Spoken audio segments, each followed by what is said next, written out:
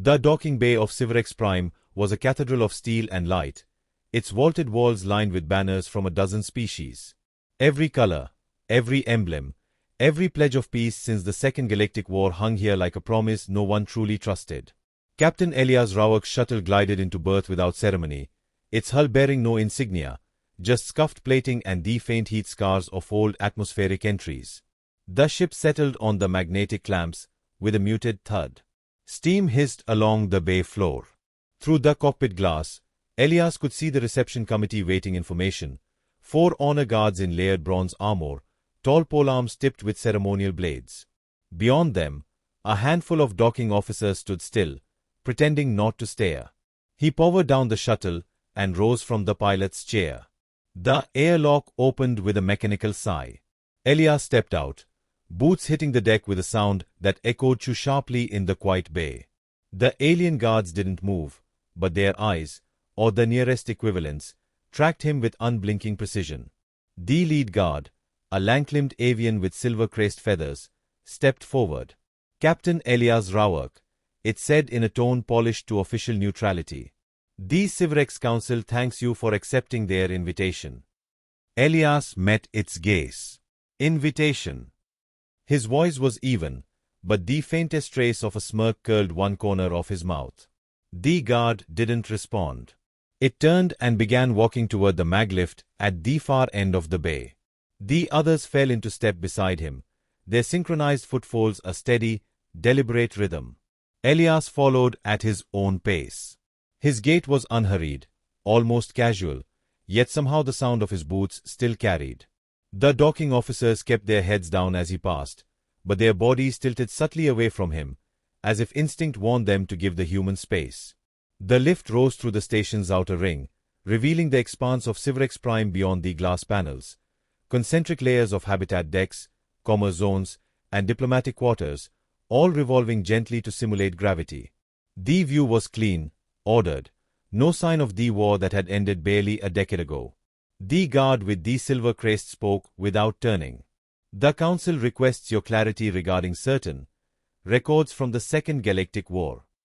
"Clarity," Elias said, as if tasting the word. "I suppose that depends on the questions." "They will be direct," the guard replied. "So will I." The lift doors opened into a wide corridor of polished black stone, lit by overhead bands that glowed with soft golden light. Every surface was spotless. The only sound was the faint hum of the station's life support systems. As they approached the chamber doors, Elias noticed their construction, massive slabs of some metallic composite, carved with alien script spiraling inward toward a central seal. The doors alone could stop an orbital strike. The guards halted. One pressed a clawed hand against the seal. The doors slid apart with a smoothness that spoke of centuries of engineering refinement. The council chamber was a circle of tiers, each rising higher than the last, 12 in total, each occupied by a delegation from a different species. The air smelled faintly of ozone and something floral, perhaps to mask the mingled scents of so many physiologies.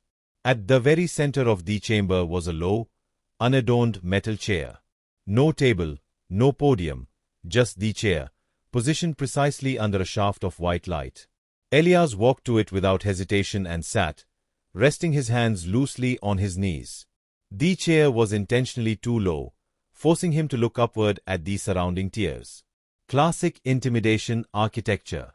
On the highest tier, directly across from him, sat High Arbiter Escal Vane. The alien's body was tall and narrow, sheathed in dark violet robes that shimmered faintly when he moved. His insectoid head tilted slightly, compound eyes catching the light. When he spoke, his voice was like glass scraping on stone, precise, controlled, and cold. "Captain Rauerk," Escal began, "your service record is extensive. You were present at the siege of Thanus IV, the Dravak incursion, and the descent of Kerivos. You commanded operations resulting in the deaths of thousands." Elias said nothing. The arbiter's mandibles clicked once. "We require, for the record, your confirmed kill count." The words hung in the air. The other delegations remained silent, watching. Elias' eyes met Escal's without wavering. His expression didn't change, but something in the stillness of his posture made the silence feel heavier. You don't want that number. A ripple of movement passed through the tiers, small shifts, unreadable glances between alien envoys. Escal leaned forward slightly. We are not here to debate our wants, Captain. We are here to record facts. Elias' voice was quiet, but it carried. Then you should start by defining what counts. Counts. A kill, Elias said. Does it mean the soldier you put around through at 20 meters? Or the crew that suffocated when their ship's life support failed? Or the civilians who starved after you burned their crops? You tell me where the line is. The arbiter's mandibles clicked again, sharper this time. This council recognizes confirmed combatant casualties. Elias tilted his head. Convenient. That way you don't have to count the rest. The chamber was utterly still. Escal's voice sharpened. Captain Rawak, you will answer the question put to you. Elias' gaze swept the tiers, meeting the eyes, or nearest equivalents, of each delegation in turn. You all think numbers will make you safer. That if you can measure what a human's done, you can predict what they'll do. You were wrong. The arbiter's tone cooled again, almost a whisper. Then enlighten us. Elias leaned back in the chair, the faintest hint of a smile returning. That's going to take more than one question. For the first time, the arbiter hesitated. And for the first time, Elias knew he had their attention. That's chapter 8, 1000 words, delivering. Immediate tension. Rich but efficient world building. Strong character introduction. Dialogue that pushes the plot forward. A clean handoff into chapter 2's interrogation. If you like, I can move directly into chapter 2, where the first real cracks start appearing in the council's control. The High Arbiter's compound eyes held on Elias a moment too long, as though searching for a fracture in the human's composure. Finding none, Escal spoke with the deliberate cadence of a man accustomed to controlling every exchange. This session will remain civil, Captain Rawak, the Arbiter said. We will proceed in order. Each delegation will have the opportunity to question you. You will answer clearly. Elias shifted in the low chair, the movement slow, measured. Clear is a matter of perspective. The Arbiter ignored the remark and gestured with a slender claw. A panel on the tier below him lit with pale blue glyphs. The first delegate, a tall, serpentine being with translucent skin that pulsed faintly with light, uncalled from its seat. Captain, it said in a voice like distant rain, you were present at the Dravak incursion. The records indicate heavy losses inflicted by your command. Confirm, please, the number of enemy combatants you killed personally during that campaign. Elias' gaze didn't leave the creature's softly glowing eyes. Personally, that depends. Do you count the pilots in these ships I ordered destroyed? The gunners in the artillery positions we targeted? Or just the ones whose faces I saw before they stopped moving? The delegate hesitated, faint ripples moving through the light under its skin. Our metric applies to those whose deaths can be directly attributed to your own physical action. Then the number's smaller than you'd think, Elias said, but that's not the number that matters. Murmurs moved around the chamber. Escal's mandibles twitched, but he allowed the next delegate to speak. A being with a crystalline skull and six-fingered hands leaned forward, its voice resonant and clipped. Our records list over 22,000 fatalities linked to operations under your command. Surely you are aware of the exact figure. Oh, I'm aware, Elias said. But those records don't include the ones who died when the power went out on Kerivos, or the ones on Thule Station who ran out of air because the convoy didn't get through. He let the pause hang just long enough for the words to settle. If you leave those out, you are lying to yourselves. The crystalline delegate stiffened, light refracting sharply through the facets of its skull. Those are not recognized as direct kills. Elias leaned forward, elbows resting on his knees. And that's why you don't understand humans. You think war stops when you sign a treaty or when the last shot's fired. For us, it doesn't. We keep counting. The statement cut through the chamber like a scalpel. Several delegates shifted uncomfortably. A few glanced toward the arbiter, as if waiting for him to intervene. Escal's voice was calm, but colder now. Captain Rawak, your digressions are noted. We will focus on verifiable data. Did you or did you not kill the Dravak field commander on Thanus 4? Elias' eyes stayed locked on the arbiter. Yes. And every soldier under his command, who starved after we cut their supply lines. And these civilians in the city they abandoned, who didn't make it through winter. You claim responsibility for their deaths. I take responsibility for what I did, Elias said. But you asked for numbers, not accountability. Silence pooled in the chamber. Somewhere on the fourth tier, a small insectoid delegate clicked its forelimbs together in agitation. The arbiter's compound eyes narrowed slightly. You imply, Captain, that our method of accounting for wartime fatalities is insufficient. I'm saying, Elias replied, that if you are only counting the ones you shoot, you are lying about the war you fought. The next delegate, a broad-shouldered mammalian with deep-set eyes, leaned forward. Its voice was low and heavy. You speak as if you value every death equally. Elias looked at him. Every death changes the field. That's all war is, removing pieces until the board's empty. The mammalian bared its teeth, whether in disdain or discomfort Elias couldn't tell. Then by your logic, a blockade is murder. If it ends lives, yes, Elias said without hesitation. You can dress it up in strategy, in necessity, but it's still the same outcome. And outcomes are what matter. The chamber's light seemed colder now. Even the arbiter's stillness carried tension. Another delegate, small and insectoid with chittering mandibles, spoke rapidly in its own tongue. A translation followed through the chamber's audio system. Do humans take pride in such totals? Elias shook his head once. Only in the survival they buy us. Pride in the killing itself. That's for people who don't live with it afterward. The translator repeated his words in a dozen tonal patterns to match the delegates' auditory ranges. The answer hung in the air, heavy and unchallenged. Escal tapped a claw against the armrest of his seat. Captain Rawak, we are attempting to quantify humanity's capacity for destruction. Numbers are necessary for this analysis. Philosophy is not. Elias allowed himself the faintest smile. Then you are asking the wrong human. The arbiter's mandibles twitched once, too quickly to read. Why do you say that?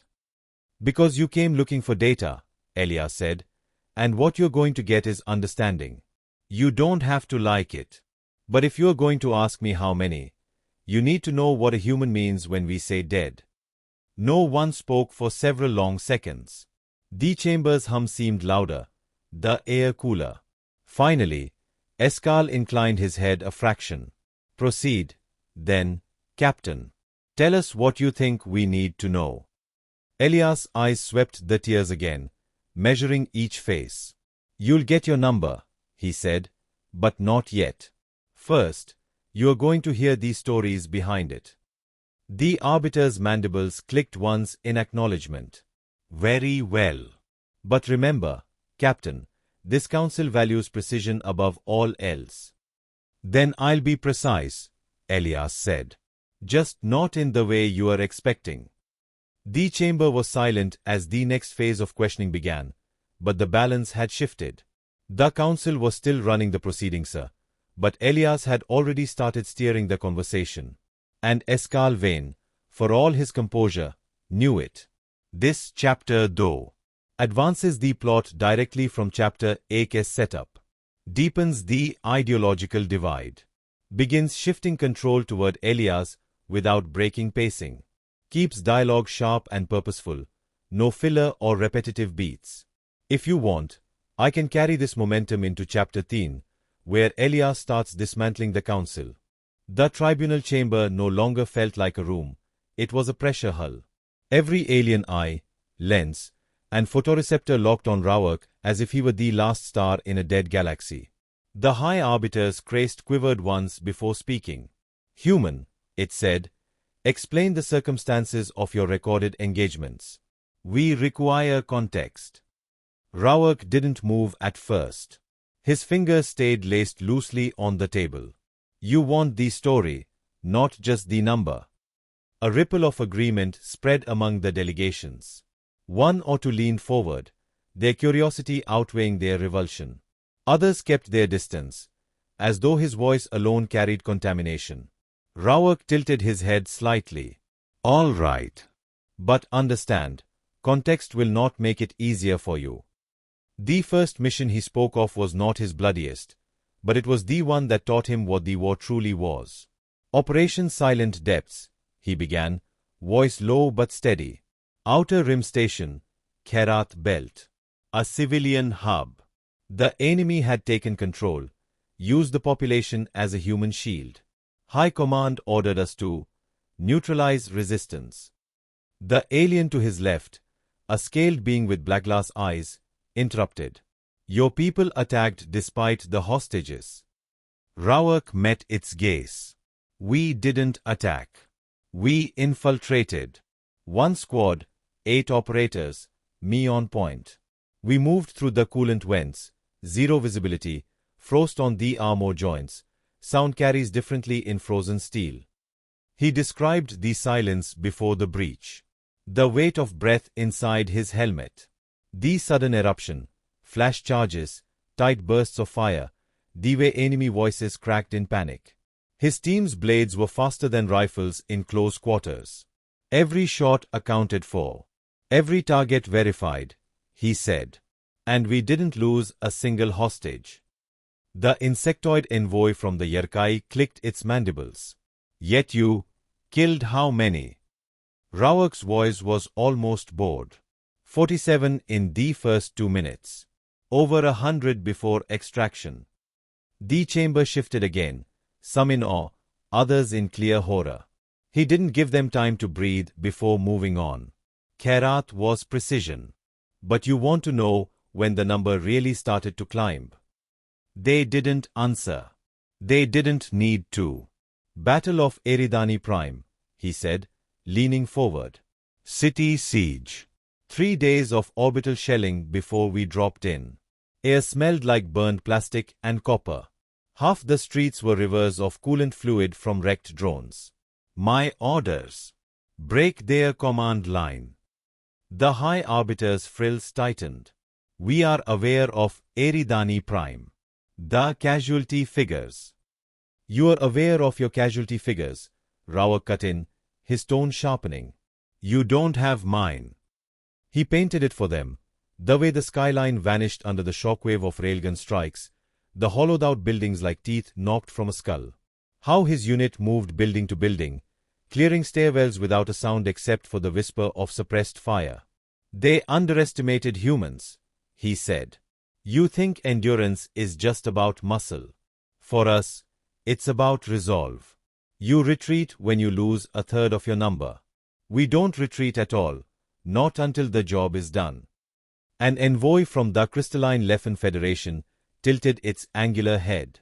"Your definition of job is troubling." Rawak didn't flinch. The job was to make sure your commanders couldn't ever issue another order. By the time the dust settled, none of them could. The High Arbiter raised a claw. "And this is what you claim builds your number." "Not just battles," Rawak replied. "Missions between the battles. Assassinations. Boarding actions. Rescue OPS that turned into eradication OPS because intel was wrong. Every one of those counted." He let the pause stretch, measuring the moment. "You are trying to fit my kill count into your moral frameworks. But you can't. War doesn't care about frameworks. It cares about outcomes." A slender, pale-skinned alien from the HFY collective leaned in, voice almost trembling. "And the outcome you sought?" Rawak's tone turned colder. That the people I swore to protect lived to see the next Sunrise. That's it. Everything else, enemy ships, bases, soldiers, was just math. One of the younger envoys muttered something in its own tongue. Fear, maybe disbelief. Rawak ignored it. They pressed for specifics now, like they couldn't stop themselves. How many during the Skorat offensive? What about the Yora insurgency? Rawak answered with precision. No hesitation, no embellishment. Skorat, 283 confirmed. Yora, closer to 400, but that was mostly from orbital action. Harder to verify on the ground after that kind of strike. The weight in the chamber grew heavier with each number. Finally, the High Arbiter's voice lowered.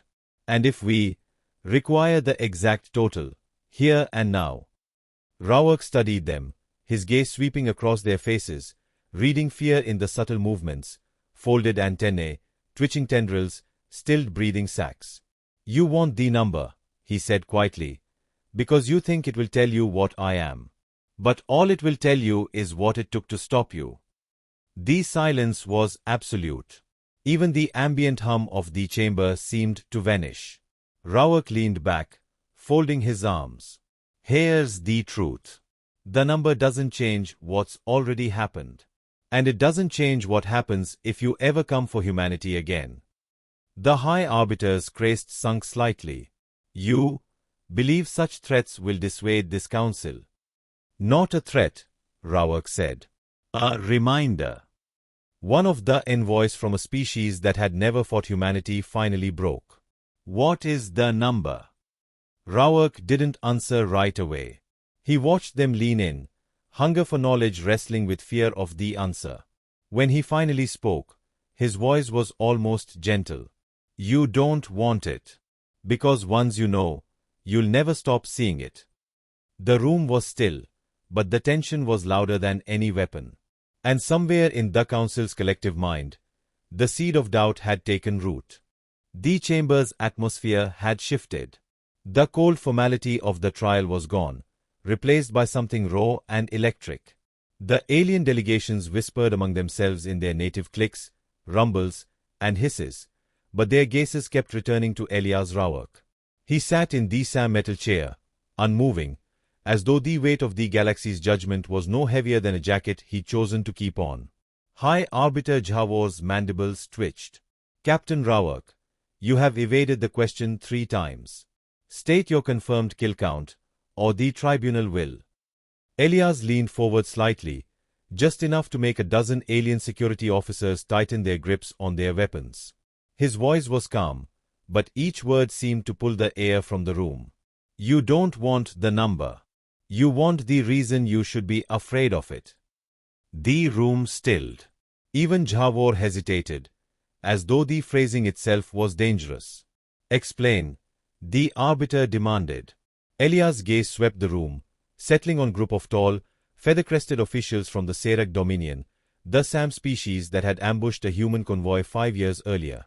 You've seen battle reports, he said. You've seen what happens when humans decide they're done playing nice. My kill count. It's not a number. It's a message. It's what happens when someone like me stops counting. Murmurs rose, layered and urgent. The reptilian Dractor envoy slammed his clawed hand against the table. This is irrelevant. The tribunal demands statistics, not threats. Elias didn't flinch. The last time someone asked for my statistics, they lost 3 fleets in 72 hours. They thought I was bluffing. Chew. The Dractor envoy hissed, but Jawor raised a hand. The silence returned. You are suggesting, the Arbiter said slowly, that the figure itself is classified. No, Elias replied. I'm suggesting the figure is meaningless without context. You think you'll understand me if you put me in a neat box labeled dangerous. But you won't. My record isn't measured in kills. It's measured in civilizations that didn't get the chance to fire a second shot. The words hung in the air like static. For a moment, even the ever-tapping clerks in the shadowed alcoves stopped recording. Jhavor's multifaceted eyes narrowed. Then give us this context. Elias leaned back, letting the chair creak. You want to know why your spies could never track me? Why your fleets never caught me in open space? Why every time you thought you had me cornered, you lost everything? He let the question breathe. It's because I learned something most soldiers never do. You don't fight battles. You fight patterns. You learn what your enemy believes about themselves, then you set fire to it. A faint sound, like a stifled laugh, came from the Terran observer seated in the back row. It wasn't amusement. It was recognition. The Serak representative bristled. Are you admitting to conducting psychological warfare on a galactic scale? I'm admitting to winning, Elias said flatly. One of the side doors hissed open. A cloaked figure entered, human, but in the grey-black uniform of the Terran Special Operations Council. No introduction. No permission.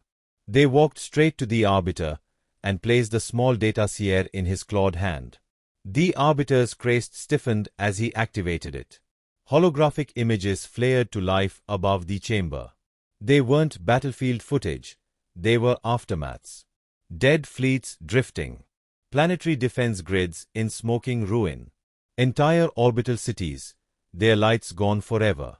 Not chaotic destruction, but precise strikes, decapitations of military command structures, surgical enough to end wars before they began. This, Jhavor said slowly, his voice almost a whisper, is your work. Elias didn't answer directly. Those are the ones we documented. The alien delegations exchanged alarmed looks. A few began speaking rapidly into hidden comms. The Serak delegation's translator module flickered and died mid-sentence, a sure sign that their encryption channels had just been breached. Enough, Jhavor said sharply. He gestured for the holograms to vanish. His eyes fixed on Elias. What is this? A demonstration? A threat to the tribunal? Neither, Elias said. It's the truth you've been pretending doesn't exist. You think you are holding me on trial. You think the galaxy will feel safer if you put me in a cell. But this isn't about me. It's about the fact that humanity doesn't start wars, but we end them permanently. The words landed like a hammer. Even the human observers seemed unsettled. The Draktor envoy rose to his full height, looming over the table. If what you say is true, then you are not a warrior. You are an executioner of species. Elias finally looked directly at him, unblinking. If that's what it takes to keep my people alive, then yes. And you know what's worse? I'm not the only one. That broke the room. The chamber erupted into overlapping voices, some panicked, some furious. Jhavor tried to restore order, but it was like trying to put out a wildfire with bare hands. Elias sat quietly, letting them feel it, the unease, the fear, the creeping realization that the galaxy's most dangerous human was telling them they weren't dealing with an anomaly. When the Arbiter finally silenced the room again, his voice was colder. Captain Rawak, you will remain here while the tribunal reviews this new context. Elias' lips curved just slightly. Take your time. As the guards escorted him out, the human special operations officer stayed behind, watching the alien delegations with an expression that said you've only just begun to understand what's in the dark. The trap had been sprung, and not one of them realized they were already inside it. The War Council chamber no longer felt like a trial. It felt like a tomb. Every alien envoy sat rigid, their crests, frills, and eye stalks fixed on Captain Elias Rawak. The air was thick with anticipation, as though the very walls leaned closer to hear. The High Arbiter's voice broke the silence, low and deliberate. Human, we have granted you full right to speak. No more diversions. State your confirmed kill count. Rawak leaned forward. His wrists rested lightly on the table. He didn't look like a man who carried the weight of battle. He looked like someone about to drop a truth too heavy for the room to hold. You want the number. His tone was quiet, but it carried like a blade sliding free of its sheath. Every representative leaned in, Krex Dominion warriors, Selari hive queens, Yirak intelligence ministers, each convinced they'd finally measure the scope of his violence. Rawak's eyes swept the chamber, catching each gaze. The count isn't a number. Not the way you think. The arbiter's mandibles clicked sharply. Do not evade. I'm not evading, Rawak interrupted, voice steel flat. You've all been asking the wrong question. A ripple of uneasy motion spread through the chamber. The arbiter's second-in-command hissed, Explain. Rawak's jaw flexed. You've been treating death like a statistic. That's why you can't understand humans. You think my kill count will tell you what kind of threat I am. It won't. One of the Krex warriors slammed a clawed fist on the table. Then what will? Rawak's voice dropped to a level that forced everyone to strain to hear. I stopped counting after Earth. The chamber froze. Even the air handlers seemed to fall silent. Rawak continued, his words clipped, each one deliberate. I fought in the siege of Shanghai, the evacuation of New Caro, the Hollow Moon campaign. Then came Earth's fall. I watched cities burn, oceans boil, and the ground split open. I killed until the battlefield wasn't a battlefield anymore. It was just absence. After that, counting didn't matter. Because every shot I fired was one more I didn't have to fire tomorrow. The Selari Queen's voice was a whisper. So you do not know the number. Rawak finally smiled, but there was no warmth in it. Oh, I know. I know every face, every scream. But if you want it in a figure, fine. He leaned back, eyes locked on the arbiter. Confirmed combat kills. 8,419.